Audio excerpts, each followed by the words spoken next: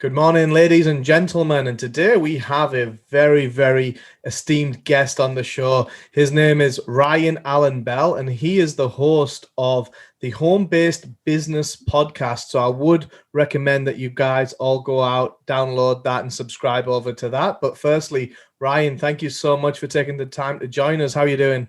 KC, what's up? I'm doing well. How about yourself? Oh, I'm amazing. I'm really excited to kind of dig into you, your story, your background, and the impact you're making, not here in the US, not only here in the US, but also all around the globe, how you've taken this idea and this notion and you've taken action steps and kind of made a huge impact. So can you just share a little bit about your podcast, your coaching service, and kind of how it all works?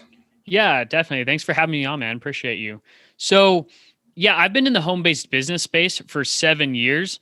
And, I got involved because I found myself at a 9 to 5 job pursuing a particular career. And I realized I wasn't passionate about that. Like, I really couldn't see myself doing that for the next 20 years of my life. And so I was at a point in my life where I was unfulfilled, unhappy for about a year, where I just felt completely lost. Someone introduced to me how to build a home-based business, and that was my first mentor. And from that day forward, everything transformed in my life. And I learned how to build a home based business.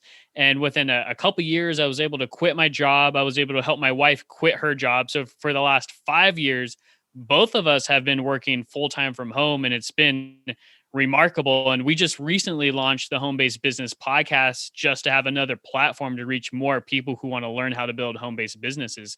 And so, yeah, that's my short, quick story in a couple of sentences for sure. Amazing, amazing. We're going to get into it in more detail, but kind of let's rewind a little bit. And you said you were in this job that you weren't really enjoying. You're working a lot of hours there and you stuck it out for a while. So can you just kind of back pace to those days, as painful as it is, and kind of what was going through your mind there? Because I'm sure a lot of the listeners may be at a similar point right now, especially during COVID, where they don't really have much certainty, they don't know what's going on, or they may just be in a job that they're not enjoying. Can you rewind back to that point in time and what kind of made you look elsewhere and then actually take the action?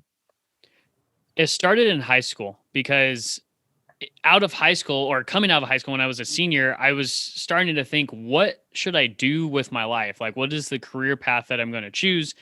And I didn't have that much guidance. I really didn't even know what to do. And my grandfather was a fireman. And I was like, you know what? Let me just pursue this career. It seems like something that will pay well, provide for my family. I could stay in shape. And so I just did it just because it just ran in my family. And so I went to college. I went through a fire academy. I got my associates in fire technology. I got my EMT. I worked the 911 system. And that was my path. And I worked that 911 system for about 6 years. And inside of that industry, it's only a matter of time before you get picked up by a fire department. But here's the thing. After about 3 years of me doing this, I realized my heart wasn't in it. And then this is when I just started regretting all these decisions that I made up until this point, because I was like, why did I just go through school for the last 4 years of my life to pursue something that I'm not happy with? And I was questioning everything in my life at this point. And what sucked was I didn't have a mentor in my life either at this point. And so I was really lost. And every day I would wake up having to go to work, and it was just something that I really was not happy with. I couldn't see myself doing that for the next 20 years of my life. I was always broke, and yeah, I just was very unhappy. And so here I am working 12-hour shifts, 60, 70 hours a week, just wasting my life away. That's how I felt. And I'm in my early 20s at this point. And to tell you the truth, I went through a year where I was really depressed. And I was like, is this really what life is about? And here's the thing, I wasn't really even seeking other opportunities at that time. I just felt like I was stuck. And then thank God someone introduced to me how to build a home-based business. And that's when my wheels started turning. I was like, you know what? Maybe there is a different way. Maybe there is a better That's a way. good And point there. So you talk about this mentor. How did you come across this mentor, find this mentor, get the person to actually mentor you? Can we talk about that relationship and how it was created and blossomed? I guess you could call it luck, because he was actually one of my coworkers. One of my coworkers who worked with me on the ambulance. And think about this: when you're working on an ambulance, you're on a moving vehicle for 12 hours a day with one person. And my partner started his own home-based business because he wanted to supplement his income. And that's the first person that showed me, was like, hey, I don't only do this. I'm an entrepreneur on the side. I earn extra income doing this.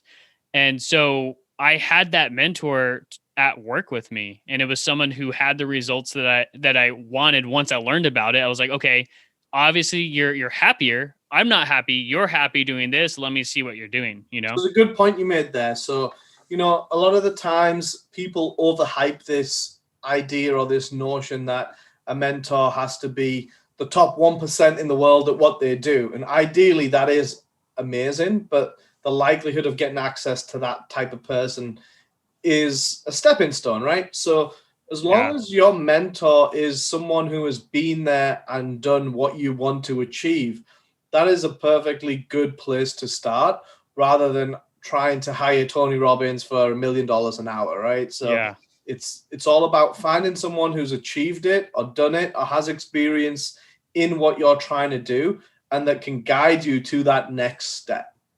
And he was only a step ahead of me. And that's fine, right? Because all you needed to do was take that first step. Yep, exactly. So then take us down the rest of the story. So what was the business, and then how did you make it work?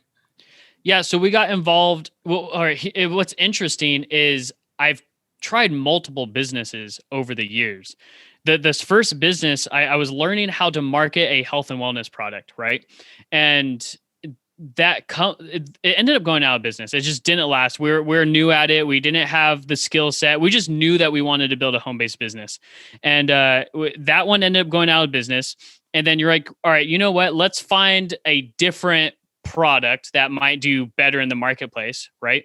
And so we ended up finding this other product where it was software, and we're just teaching people how to use the software to manage income online. And we did this one for about a year, but same thing. We're still young. At this point, I was 23 years old, and we ended up failing that business too.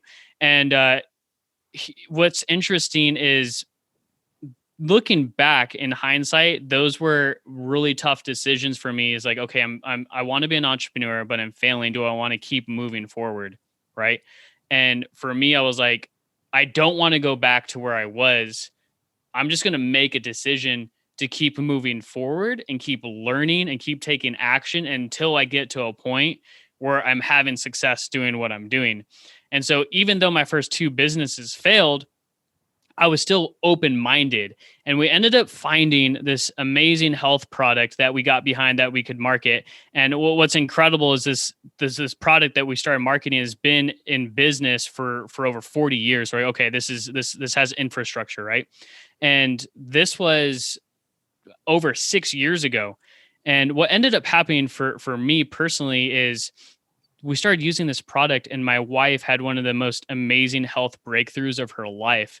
And that lit my heart and my fire for this product so much, because I was like, you know what? I'm not just building a business to build a business. I'm building a business because I could really impact people's lives, because I've seen what it did for my wife. And this was 6 years ago. And at that point, I was like, I'm just going to go all out until I figure this out. And there was a pivotal moment in less than 2 years into me building the business I'm currently in. I hit a rough patch where I plateaued in my business, and I'm doing as much as I can. Let's stop it there for a minute, though. Okay, right? okay, cool. You said some really, really good stuff there. You said the first few businesses that you tried failed. They weren't in business anymore, or you didn't quite have it broken down in terms of converting, and that's perfectly okay, and it's very normal. I think what tends to happen with a lot of people is they'll have the first 2 or 5 or 15 or however many failures, and they'll stop, right? And stopping is when you really fail. It's not so much how you deal with that situation, but it's the reaction to that situation. And I think you had a great example there of, hey, the first two failed, but then, okay, let's see what else we can try that's similar enough that we can succeed at. So you get better along the way as well. So I think that was a really good point, and it shows a lot of determination, a lot of focus, and a lot of belief in, hey, I'm new in this industry. I'm still trying to master the craft. This company might have went out of business, but I've still got these skills that I've learned over this period of time, and I'm only getting better. So it's like you got to stick it out. You've got to really do the work, and remember that it doesn't all come together at the first time of trying. This is a game of chess. It's strategy. You've got to have the right pieces at play, and it doesn't always fit together like a jigsaw puzzle, right? Yep, exactly. So, okay, sorry. Now, fast forward to your wife having the results, and now you hit a plateau in the business, which is very common. Once you get a successful business, you'll get to a certain point where you can just drag it to this level of success by yourself, being the amazing entrepreneur that you are. But in order to scale a business, you need more than just one person being a hero in the business. You need a full team to support and a higher level team to really escalate that business to the next level. So I'm sure we're about to get into that right now. By this time, I have different mentors in my life. And so here's another mentor who really has the results that I want when it comes to building home-based businesses. And my plateau was a mindset plateau. I plateaued at the level of my thinking. I wasn't able to think big enough. And I got to a point where I just wasn't consistent. I wasn't putting in the work. I wasn't thinking big enough. And my mentor called me one day and he was like, "Hey, how is your business doing?" And I knew deep down it wasn't doing well at this moment. And I'm sure he knew it too. And I was just like, "Oh, it's whatever." And he was like, "You know what? Call me when you want to take your business serious." And he hung up on me, which is so funny. And I don't recommend hanging up on people, but obviously it worked for me because at that moment I was like, what am I doing with my life? I changed careers. I dedicated years of my life pursuing one career. I changed careers and I'm not really giving it my all. And this was such a pivotal moment in my life because at this moment I started thinking so much bigger. I was okay, if I want the results that my mentor has, who do I have to become to get the results that the mentor has? And that the rest of the journey was a personal development journey. I had to work on me first in order to see my business grow. And that's what happened for me is the next few years, it was all personal growth. That's awesome. And, you know, a lot of the times I hear this and I see this in the businesses that we work with. What I tend to find is usually the average person can only see a vision that's twice as big as what they're currently doing. So as an example, if someone's making $100,000 a year, they can't really envisage a lifestyle that's more than 200K a year.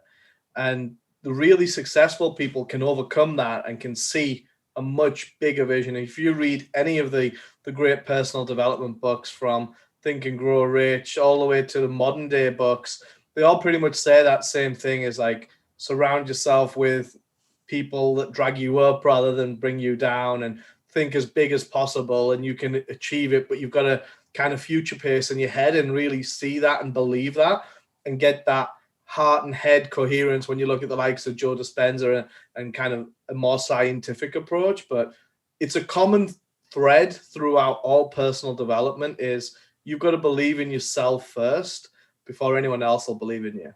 Yep. I agree. That's it. It all starts internal. If we could get our internal self right, then our external world will be right too. Absolutely. So tell us some of the action items that you took to kind of really work on yourself and your own personal development. The way that I saw it was I needed to focus 50% of my time on personal development and then 50% of my time on massive action, right? Because if I only focused on 100% personal development, I wasn't going to get any results, right? Because I'm not taking action. And if I was only focusing 100% action, but no personal development, I could be doing the wrong thing forever, you know? It's always a balance and there's always a sacrifice, right? No matter what you're doing in life, you always have to sacrifice something to achieve something. So what are you willing to give up to get to where you want to be? Yep, exactly. And so what I did it took me about 2 years to get to a six-figure income. And during that time, I was focusing on 50% action, 50% personal development. And I've collected such an amazing library over the years, just learning from people who have the results that I want. Most of it is mindset stuff. Every time I found myself not knowing what to do, I would just dig deep internally and I would end up figuring out how to do it. And what I've realized is through all the personal development I've done over the years, I already know what to do. I just have to take action in what I have to do. And so I would say the biggest thing I learned when it came from, let's say, from 0 to 6 figures is building a team. I was able to not only do all the work myself, but it's me and my team who's producing, that's generating the revenue for the company. And that's when everything changed. I was able, and here's something I didn't mention is I was still working my job full time during my first couple of years, right? And I was doing my business part time. And so here I am working, 60 hours a week, working my business part time. And it took about 2 years before I started earning more income working my business part time from home than working full time at my job. And once that happened, I quit my job and then I created a whole other game plan to take my business full time. See, that's some really good stepping stones there. It's that don't just go all gung-ho. Like a lot of these gurus tell you, you got to take it step at a time to suit your own situation. Unless you have a nice big cash nest egg at home that you can rely on, you've got to do it in a systematic way that's not going to impinge on your lifestyle so that you can still live without having that stress of making that rent payment or paying your car or groceries and all the rest of that. Is do it in a step-by-step way. And I did the same when I started Together CFO, is that I had a couple of clients lined up while I was working my corporate job. Then once that income superseded my corporate income, I then left and went all in. So regardless of if the level you're playing at is 10, 20,000 or hundreds of thousands, the steps are still the same, right? Exactly. They really are, for sure. You just got to scale it at that point. So tell us a little bit more about the future of your business, the podcast, the coaching side of things. Where do you see it going? Yeah. So what we've been focusing on was learning how to build systems into place into our business. Because if you think about, like, imagine this, if you're thinking about the greatest restaurant in the world, are you thinking about McDonald's? The answer is probably no. But McDonald's is one of the most successful restaurants in the world because of their systems. Their systems are so great that a 16-year-old kid could run a McDonald's. And so what I've learned to do is build systems into our business.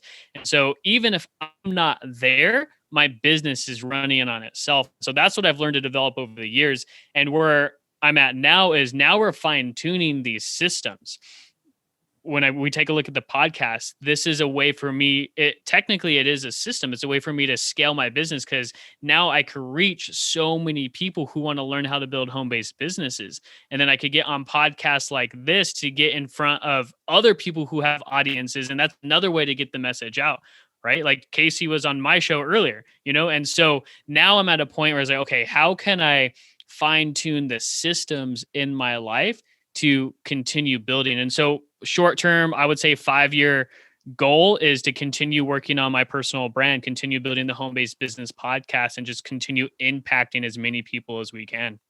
Amazing. That's really good. And what you said is really true. And we see a lot of it on kind of the business side where you can get to a certain point by yourself. But in order to create a real business, you have to have systems and processes in place so that, like you said, the McDonald's example was a great one where a 16-year-old kid can come in, they can read the SOP, they can see the flow chart, they know what to do, they can plug that into any role within the business. And therefore, that's when you transition from becoming an operator to an owner, being able to step back and kind of see the bigger vision and be more of a visionary role than an operator role in the business. Yeah. And here's the thing. When I absolutely love the visionary role inside of the business. When my business was plateauing, when I was earning no income, I was always trying to think, of how I could build this business, but I didn't have all the systems in place yet. I didn't have the team, I didn't have the systems, and so I was doing it backwards. I was trying to build something without having the resources yet, And now that I have the team and the systems, now I get to be the visionary, and I love it. I love being the visionary for sure.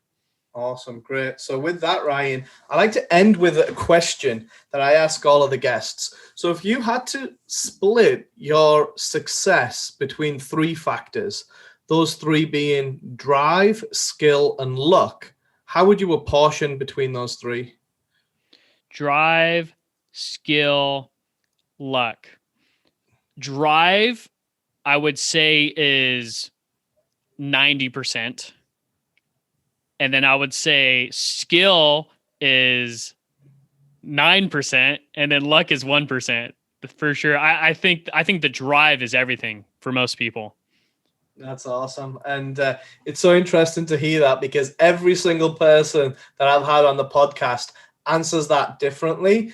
And it just kind of gives us a little insight into the way each individual thinks. So that's super interesting. That really means that if you have enough drive, you can figure out the skill, and the luck isn't even a thing at that point, is what I'm understanding from that. If you work and you're going after it with perseverance and endurance and grit for years and years and years, things just happen, and people will call you lucky, but you're like, no, I'm not lucky. I just put in the work, Yeah, you got to do the work. There's no getting away from that at all. So, Ryan, thank you so much for joining us. If people want to reach out to you, learn more about what you do in your podcast, or how to start a home-based business, what's the best way for them to do that?